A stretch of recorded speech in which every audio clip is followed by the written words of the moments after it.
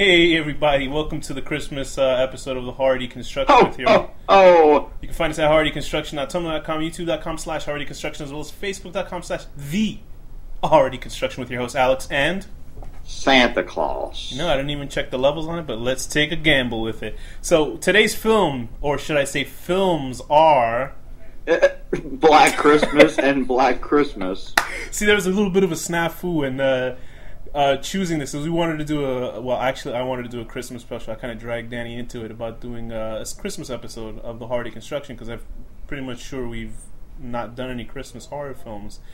Yeah, I don't think we have we? And I told Danny, I was like, Danny, let's go watch one of the classics, Black Christmas, and without explaining anything. Without telling me what year. So going 5 seconds into this recording, right before we started recording it actually, I was like, all right, pick up the IMDb. And you were like, the 2006 version, right? I was like, what? And you thought I was joking? I was like, oh, boy. So he'll review the 74 and he's never seen 2006, and I'll review 2006 and he's never seen the 74, and it will make no sense. You just said that the opposite way, but all right. So let's go into the history of Black Christmas 1974. Let's see what parts... this is really bad because the 74 one is so good, and I feel bad that you saw the 2006. It wasn't that bad. It was kind of enjoyable. Let's see, what did I see So you never seen any of Black Christmas 1974? I don't think so. I really think you should watch it, seriously, because it's really good. I'm burning my mouth right now, ramen. I want to say ramen cock in it. I want to say, to me, honestly, I think I like it more than I would Halloween. But it's for a whole bunch of different reasons. I was hoping this whole movie was going to be like Christmas with like Danny Glover and Carl Winslow or something. What? And what the hell does that mean? Two black guys just running around? Yeah, Black Christmas. Saying they get into... Oh, I get it. That's very funny. That's I just wanted it to be like a bunch, I want to see like Chris Rock come down the chimney, I'm like, oh, and where the hoes at? Anyway. And then like 50 Cent pulls out his Glock. It's pure racial humor all night tonight at the Hardy Construction. So let me give the premise of Black Christmas 1974. A sorority house is terrorized by a stranger who makes frightening phone calls and then murders the sorority sisters during Christmas break. And that's exactly the plot of this one. So it really is just a straight up remake. Okay. And it's a very cliched plot of a guy killing people, but I think this is probably one of the masters. Oh, it's got a spin on it. It's exactly what Ted Bundy does. But I don't know how they spin your version, because my version is pretty grim and gritty in 70s. Because the one that I watched is like sleek, modern humor and that kind of shit, Because I remember seeing parts. The only parts I've seen from the latest 2006 version were the uncensored deaths of some of the characters and the ending, where I believe I was going to say electrocutes somebody to death with and there were a few things where I called it. I'm like, oh, there's paddles. They showed for like a split second. I'm like, gonna get electrocuted. It's only foreshadow it. Yeah. So with what I like about this Black Christmas, the 1974 version, I think it predates Halloween on certain elements. Maybe we spoke about that before. Maybe like a couple of months or something. But we were talking about comparing Halloween and Friday the 13th, I remember. Right, but on the Halloween episode, I think I mentioned the Black Christmas in it. And in Black Christmas, they did a lot of things. I don't really pay attention to anything you say. Blah, blah, blah, blah, blah, blah, blah, blah, blah, blah, blah, blah. Is that how it sounds? But the Black Christmas did a lot of things, like the unseen killer. It did the thing like the POV of the killer. There is a lot of that. And there's a lot of like...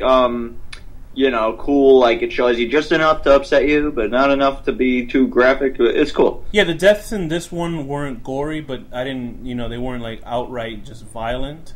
But I'm surprised at a lot of the shit they got away with from the 1974 version. Because I heard a comparison between the phone calls of the original version and the new one, and they're not even comparable at all. It's like... Oh, the calls were better in the first one? Holy shit, the old version, because it's...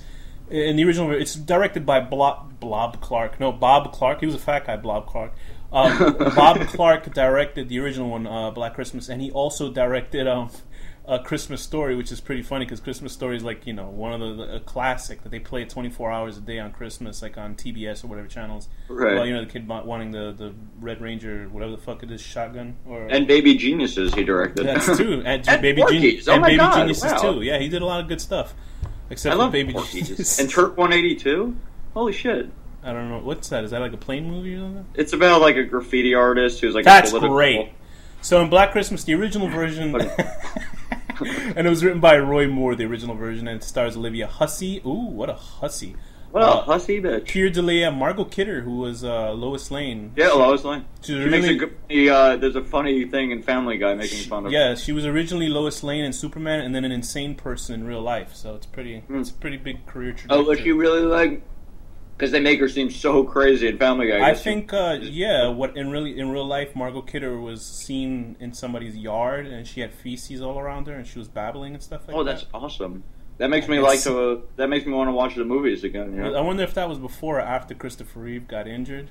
You know, yeah, like maybe he got injured from her. Maybe that's like a cover up. They say he got thrown off a horse, but he got thrown Lex off. Luthor's nefarious plans to make Lois Clark insane. Whatever Lois, what the hell's her name?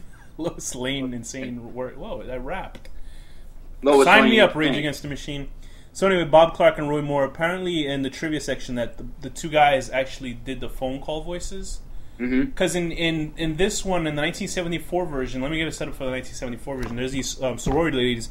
Margot Kidder kind of plays a den mother, but there's also an actual den mother, this older lady who drinks. Is that a real thing, the den mother? Because there was a den mother... Or sorority mother? I can't say it, den mother in this too, and I was like, who's that like old lady with these bitchy college girls? I think her name is Mrs. Mack in this version. She's like this old lady that just drinks. I think they have them there just so they can keep an eye on the girls that they're not going nuts or something. Kind of like, you know how... Isn't that the point of a sorority? And her name's Mrs. McHenry here. Yeah, I guess it was so important Mrs. Mack McHenry. Wow, they really were pretty faithful, I think. And so in this version, these women are getting these phone calls. They start out with the POV at the very beginning of this film with this, this unseen force, but they keep it nice and quiet, and you just have this holiday cheer all around. It's very 70s, but it doesn't. It feels dated, but like a good kind of dated. You know what I mean? Where you know how when you watch that nostalgic Christmas feeling? It's like when you watch Dick Tracy. Obviously, it wasn't filmed in the 40s, but it feels like a 40s movie. You know, that kind of feeling to it. Yeah. And anyway, but the thing is with this film, the killer, they pretty much show that the killer's living in the attic throughout the whole film, which is really fucking creepy. In this one, they started off. He's in a mental institution, and every Christmas he tries. It's only like 5 minutes, but every Christmas he tries to get out. And he always fails, and this time he does get out. He stabs the guy in the neck with a sharpened candy cane. Oh, God. Is that like the opening Scream kill? Like, they have to show a it's murder like, at the beginning? Well, it's like pretty expected. Does it cut to the opening credits once he kills the first guy? I don't remember, actually. but because I watched like 2 movies today, so, Okay. But, yeah, like, it's not that bad, It's, for what it is, it's serviceable. It's like a very straightforward... crazy guy who ate his mother and got locked in the attic and shit, escapes and goes on a killing spree, and then there's like the twist of, it's his sister too. Agnes? Did they get into Agnes in the other one? Yeah, in this one, none of that is elaborated on at all. Like, it's just 2 voices on a phone. And I think what happened in the new version, because I understand in the new version, I guess it's Billy, right? The character's Billy, and I guess he was having some sexual relationship with his sister. Or somebody else got molested or something? Mom. He's his sister's mom. Because his mom fucked him. Okay. I don't. I'm lost. Anyway, there's a main character in this, or should I say, to be correct for the time, main characteress. Olivia Hussey plays Jess. She's really pretty, like the 70s. You know me, I don't give a shit about 70s girls, but she's very pretty. She has I don't know if it was French or English accent. That's how bad off it was with the way she spoke. But she's involved with some guy named Peter, who's like this blonde, has a really mop top kind of haircut. Anyway, so she's dealing with him. I think she's kind of on the way out of the relationship. I'm sure we've all been there. I'm sure that the guy is always everything's great, and she's like, kind of good. This guy Peter really screwed me over with them. No, there's this guy Kyle in this one, and he makes a sex tape. Of her sorority, and then she finds out it's so irrelevant to the plot. Basically, all these people are just fodder for these 2 crazy siblings. And they try to make them interesting throughout the film, or? It's like, it's stupid. It's like, this girl has an attitude. This girl drank too much, now she's puking. this is like the nice, friendly girl. This is the girl that's like, we should get out of here, guys. Billy's going to come back. And then there's the guy that's telling the story about who Billy is and blah, blah, blah. I'm really sad that you didn't watch the original version because, I don't know, because now it sounds cool. It does things like, when it does the POV shots, it doesn't do the stupid shit where, you know how in mystery films or horror films, the POV person will go up to the victim and the victim goes, hey, you! It's you. Yeah. You don't say. Well, obviously, you wouldn't say. You know, hey, it's John. Hey, John. You know, but if you say, hey, John, it would make sense.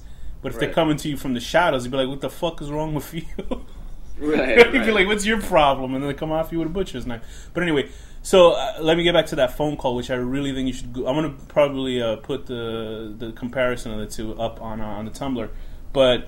In the original one, it's downright unsettling, the phone calls, because they're getting these phone calls. It's like naughty things. Really bad things. The girl picks up the phone and she's like, it's the Moaner. And then Margot Kidder is kind of like the badass. She's kind of like the bitchy kind of sorority sister, whoever the fuck she is in this movie. Yeah. So she's trying to talk shit back to the guy, but the guy's like, pretty pink cunt. Somebody should suck on my cock. Stuff like that. That's what he does in the movie. And I was like, wow, that's how I learned my phone etiquette. Nothing really like that in there. Yeah, I know. I learned my phone etiquette from that guy. It's like, we're all family. And then it like hangs right. Up So they definitely PC'd it down because the guy said, like, pussy Isn't and that cunt. strange that as our society gets more... evolved, we are more scared to curse. I know, so you can't say cunt or pussy or cock. But yet at the same time... The movie's about killing girls. Jesus Christ. Yeah, and there's movies that are far worse now that would never have been allowed, in music. It's so much worse now that never would have been allowed, but yet you can't... You have to PC it down. You can't say pretty pink cunts. It shows you the difference of how much sex is frowned upon compared to violence. Like, they'll show, I guess in the new version, they'll show everybody die, like, all these young girls. They show them rip her eye. There's so many eye things. Let me ask, is there a lot of eye things in this movie? The one you saw? If it is, it's off screen, I'll tell you that stuff. Because there's a lot of, there's at least 10 different things involving either doll's eyes being missing or eyes getting ripped out of people's heads. Maybe they were trying to do some bullshit Stanley Kubrick thing where he'll have, like, a goofy toy on the floor, and then the mother's wearing a sort of goofy-esque kind of suit. You know what I mean? Like, the little things. And they're probably feeling really smart about it. There's a lot of peepholes, and you see the eye at the peephole and shit. It's kind of a cool movie. It wasn't that bad. There's a great eye shot in this one that's fucking amazing. But anyway, go back to one more thing about the phone call, because I think that's, like, the most iconic. Oh, yeah, it's, like, totally, like... watered down. And yeah, the way that I you love can show eyes getting ripped out of people's heads, but you can't say pretty pink cunt. It's because there was for some reason, violence is way better to show than actually sexuality. Like, kids are gonna watch the movie, and since they won't kill people in real sex life, is totally unnatural. But murdering people, God that's forbid. Totally fine. To destroy but not procreate, right? But at the end of the phone call at the beginning of the film, he's like, I'm gonna fuck you and all that stuff, and she's like, yeah, right. She's talking shit back to him. And then he's doing this kind of crazy voice. He's doing this maniacal laughter. It's very strange. And then at the end of it, he goes, I'm gonna kill you, and he just hangs up on her, and like very matter of factly. And I was like, Jesus, that was so fucking. It's like I'm not very spooked by scenes in films, but I can imagine getting that phone call. Do you know what I mean? Yeah, but it's really maybe good. that's like the origin of like Scream, like that. Definitely, most definitely, because the whole film hinges on him calling them. Yeah, and there's not. berating They girls. don't make it such an emphasis in this. In this, it's more just like, oh, he's gonna strike again. Oh, who would he kill now? So it's more of a gimmick, and it happens here, but there's a lot of character development, and usually it'll be boring for, especially in the '70s kind of films. Yeah. But what it is that they're setting up everybody, for a fall to die, and the thing with Jess's boyfriend Peter, he's very much they're leading you to maybe think he's the guy, although he's not acting out of character at all in the film. He does get upset midway through the film because he finds out she's pregnant, but she's dumping him anyway. Right. So, you're led to believe towards the end of the film, there's a part where he comes into he's been looking for her the whole night because there's a big manhunt and they find a body out in the street. And there's a part where, she does the first, I think she's the first person to ever do something dumb in a horror film, because she gets a call from the cops. And the cop tells her, listen, the calls are coming from inside the house. And the bitch goes upstairs instead of leaving the apartment building. What's wrong with you? And then anyway, so at least the guy chasing her, and it has a really cool, I'm sure they redid it in the new version, but an iconic image of her walking into this room, finding the bodies of all of her friends, and the door is ajar, and you just see this eye illuminated from inside the shadows. Oh, so they do. Yeah, I'm sure. Shot back to that. And anyway, towards the end of the film, her boyfriend tries to get her out of the house because he's been looking for her. But he starts walking in, and he's completely enveloped in shadow. But he's not talking anything. He's not saying anything strange like a killer would. He's just like a regular guy. And he's walking towards her. He goes, "What's wrong? What's wrong?" And that leads to a pretty fucked up ending. But anyway, let's get into the 2006 version. So let's see what we can compare and contrast about what's right. I'm going to assume that the 74 version is a lot better than your version. It sounds like the 74 version is more intelligent, from what you're saying. Mm-hmm. It does feel a lot more streamlined and a lot like there was purpose and like actual intensity to the film. Right. But please go ahead. Did they do the thing where the girl has like a plastic bag wrapped over her head? Yeah, there's a lot of plastic bag stuff. Yeah. Okay, so that happened. He wraps the bags over their head and pulls them away, and then stabs them in the head a bunch of times and stuff. And that's the reason they do that is because his mom did that to his dad, and hit him in the head with a hammer or something. Oh, boy. And then locked him in the attic so he could never speak about it. And then at one point she comes up and fucks him, and then that gives birth to Agnes. So it's like kind of his daughter and his sister at the same time or something. Oh boy. That's what I think takes away from, like, wouldn't it take away from the mystery of the horror? Do you know what I mean? Of someone not knowing. It's the way movies are nowadays. They have to explain everything. Yeah. So talk about the girls. I know one thing that I'll say: the girls are way hotter in the new version. They have what's her name, Dawn from Buffy, right? What's her name? The little girl. The little girl. I don't know names of actors. The little Jewish actress. She's very the black hair one. Fetching. There's a lot of Michelle Trachtenberg. Let me go back. Yeah, she has big boobies. And she definitely they all have nice boobies. What's her name? Trachtenberg? Michelle Trachtenberg. She was Dawn on Buffy the Vampire Slayer. I don't really remember that. She was in Road Trip. Oh, I see her. Yeah, you know what? They're also interchangeable. Right, of course, yeah. But I do. Who are the actresses that play? Because I'm pretty sure there's more than one that's pretty recognizable. Katie Cassidy. Nope. And Mary Elizabeth Winstead. She's. I think she's the one that I like the most. Yeah. She's from Scott Pilgrim versus the World. But you know what she kind of looks like? She looks like the girl that we were just talking about in the last episode with Thea. That you guys think is hot and I didn't. Really? You think so? No, I think Mary Elizabeth is cuter. But they're two different kind of sexies, actually. Mary Elizabeth has like those big, very big doll eyes, like very expressive eyes. Oh yeah, I like her eyes a lot. Pools is like black pool kind of thing. She's very, very fucking cute. She was. Where did you find it? Totally off topic, hard to consider. I have a crush on Zooey Deschanel, and Alex posted this bus of all these Zooey Deschanels with my face photoshopped into it. We'll put it on the Tumblr. I found that was from that movie. It was awesome. I'm surprised you never saw the movie. It's called. Oh God. Everybody was gotten their heart broken. It's 500 Days of Summer.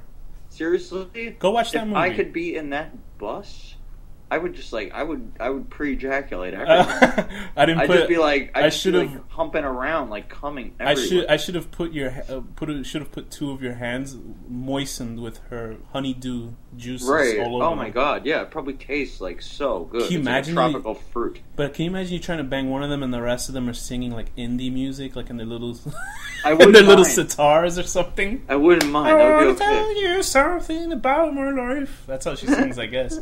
But anyway, so how about the girls in your cast? Do you like them at all? Do you give a shit, really? Not really. They're like fodder to be murdered. I kind of feel that way about this. That's like every horror movie like this. Every slasher film, you don't care about the characters. Just okay, let's... I would probably say that about...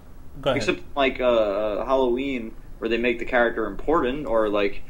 Friday the 13th, there's like a certain character that goes through like 4 movies, and it's like, I hope he survives. And I think it's the same with the girls in the 74 version, but the only thing is they're probably a little bit more fleshed out. You know what I mean? They're a little bit, they kind of feel alive, and they don't feel like. It's not like, oh my god, I hope they don't all die. You're there, you're there to see a horror film. Of course, you're going to see them die, but it feels like they have more weight to them. Although they're not like supremely deep characters, you know what I mean? Yeah, they're all like interchangeable. I couldn't honestly say the names of anybody except one girl is the sister of Claire, because they said it so many times that it drilled it in my head. And I know the name of the killer is Billy, and the sister is Agnes. Was there a badass girl in the movie where she was kind of a dick to the killer? The one that survives is kind of a badass, but not really. Even she just kind of survived almost through like luck. But then at the end, she like electrocutes him with the Agnes with the paddles. And Agnes is a fake eye, and she stabs her in the eye at one point. But it goes through the glass eye, so it doesn't. Oh boy. Yeah, no. It's know, but does your version have the cool John Saxon in it? The father from Freddy Goes Crazy, or what those Nightmare on Elm Street movies called? What's her name's father? The cop from. That guy? Yeah, he plays a cop in this one too. No, I don't think so. He's a badass. So what kind of cop do they have in your version?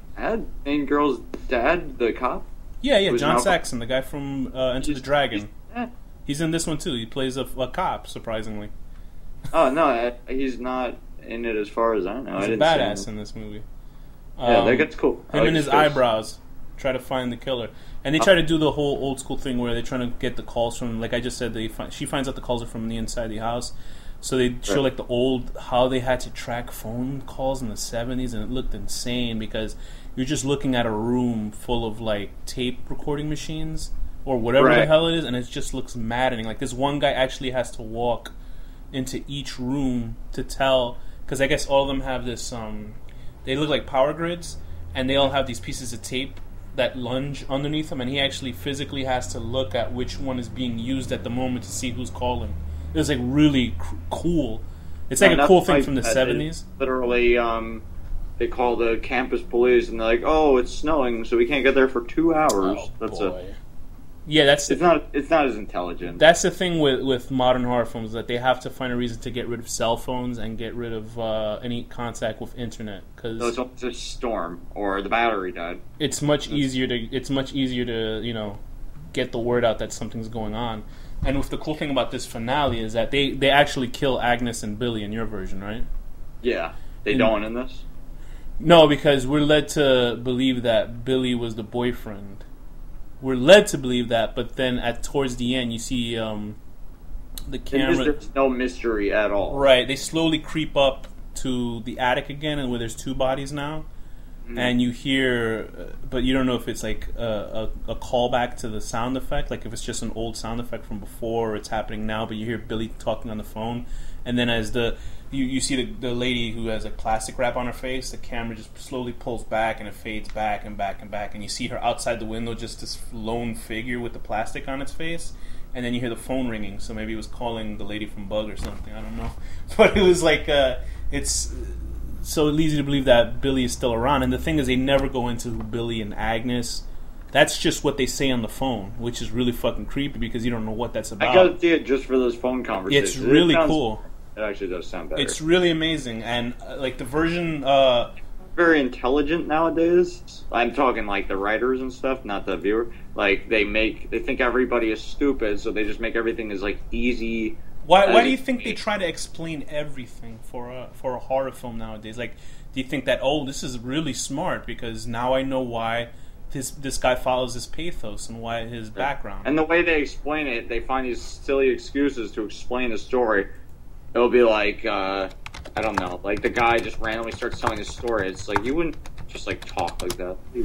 Do you think that's the difference between a Michael Myers and why his character kind of loses luster towards the end? Do you know what I mean? Like towards like the 8th version of the film, as opposed to like, Freddy Krueger. We found out, at least in the first film, you kind of got an idea of who he was, but they never explicitly... Myers, I mean, there's all that shit with the psychologist writing the book. I can't think of his name right now. What the hell is the psychologist's name? I can't even think of it. Whatever. That doctor that's like following him around. Like half them, you only see Michael Myers for like 2 seconds in the movie. So that's kind of cool in a way. It's like the extreme other way that they explain it so much that it's like now he's scary. But when you're going to half-ass explain everything just to make it easy, then it's stupid. I don't know. So what did you when you stepped away? Actually, let me. I'm gonna pause the podcast just so Danny can hear the phone call. I'll be right back. Okay, I want you to hear. Cool. So how much different was that than the version that you heard? Are you recording? Get it on the recording. No, I took that off. I'm recording right now. But go ahead. Yeah, it's so much better. That makes you want to see the movie. Better than the other one. That makes you want to see the movie, right? I mean, it's just something about it. It's fucking awesome, actually. It's great. There's just something so intense about that scene. It's so like creepy and disgusting. Like making the pig noises and stuff. I don't know how. I still forgot how they did it in the new version. But anyway, so I mean, what did we really cover? It's the difference between the version that I saw in 1974 and the version that you saw in 2006 is clearly how sleek both films look. Like, yeah. Let's go through points. Okay, so I'll name a point.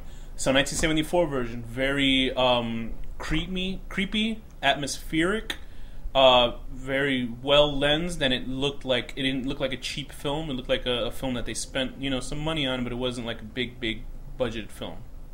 Mm-hmm. You want me to do mine then? Yes. It was very updated graphics, I would say. Like the gore was like fucking good, and very high quality cameras and all that kind of shit. Were the deaths inventive? What? Were the deaths inventive? Yeah, there was some cool shots in it. Like, it was pretty cool, actually. There was definitely visually, it was a pretty good movie. But then, it just kind of lacks any intelligence. Kind of just like you sit back and eat popcorn, like, oh, who's gonna die? Oh, I bet they're gonna die. But it's not like Bob Clark produced the new version too, so I guess whatever. Not that means anything, obviously, but okay. So with the girls in the '74 version, well, they're very sparse. We're dealing with one girl, Jen, whatever the fuck her name is, and her dealing with her boyfriend, and then the police and the whole community. Did they show it a few times? No, did they show it in the 2006 version? I'm sure she had a big hairy bush though, because it was in the '70s. Oh yeah, right. Maybe because since she got pregnant. I'm glad that we evolved past that. Since she got pregnant, maybe it's because her boyfriend shot a huge load on that thick bush, and it just found its way back. They were sleeping in separate beds at that time. It probably found its way back into her. It went up in the air and landed in her bush. I was gonna say it landed in her bush, and it just found its way back into her, like kind of creepy crawlers. It crawled in. Yeah. It crawled in. But yeah, I'm glad. Like slither, like they're like little worms. You're not a bushman. I mean, I like it okay, but not like trimmed. Not a big afro. I don't want like a friggin' afro. You want to floss your teeth during the middle of it? No, I don't want to be like picking out things from my molars and stuff. But yeah, it's that. So the girls are pretty interesting in the version that I have. Margot Kidder helps it a lot because she's kind of an asshole. Although I would say just the idea of Mary Elizabeth Winstead in your version. She's so sexy though. They're okay. She's not. There's no character in this at all, even kind of including the villains. Interesting. That are that noteworthy that you're like, ooh, wow, I'd see it just for their acting. Not really. So did the movie feel Christmassy at all? I know that's not the point that it's going for. Like our modern take on people being miseries all the time and how they would handle Christmas. Oh, so is it like is it going against modern technology or whatever the fuck it is? No, it's just more like the idea here's these bitchy girls that don't give a shit about holiday cheer, and then there's the sorority mom that's like, come on guys, it's Christmas, and I don't give a shit, and doing their tequila shots, and it's just stupid. It's like that kind of shit. And I like that this film isn't pulling that whole morality shit where it's like, oh, you do this, you do that, you're gonna die kind of thing. It didn't do that. It just felt like an actual, just like a horror film, that it was just happening. It wasn't any they were trying to teach you anything. Like 1950s horrors, like don't sleep with a person of a different color. You get eaten by space mutants. I want to see. I found that very funny. The old one now, though, for sure. Yeah. I don't feel like watching the new one. Of this, if it's two different movies. My rating for the 1974 version, I will say I think I like it more than Halloween myself. Because it has a lot of templates, although Halloween was just a few months later, so they probably were the same, same time being finished anyway on production. I'll give it a very high 9 out of 10. I was going to give it 8 out of 10, but I got to realize it is a classic. So 9 out of 10 that people should really see Black Christmas. So I'm going to say 9 out of 10 pretty pink cunt. Okay. I'm going to say... for the 2006 version, because I can't really rate the other one. Right. I'm going to say, like a 6.5 out of 10. grabbing out somebody's eyeball and squeezing it and then eating it, and then your own mom fucking you and giving birth to your sister/daughter. That don't sound too much of a bad trade.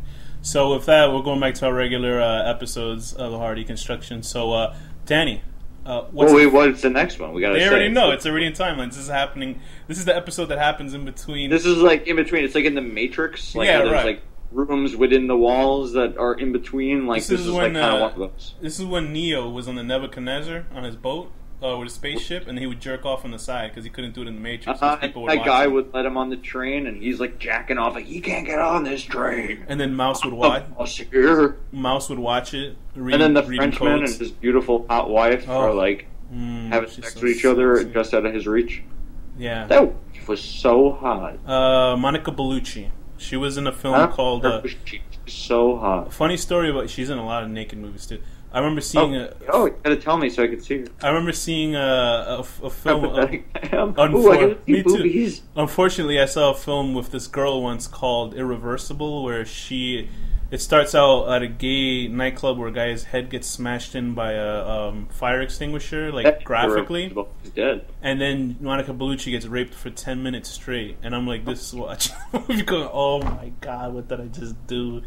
That seems. It's a laugh. That movie's a laugh riot. Anyway, okay. So with that, Danny, what's the final word? Bellucci.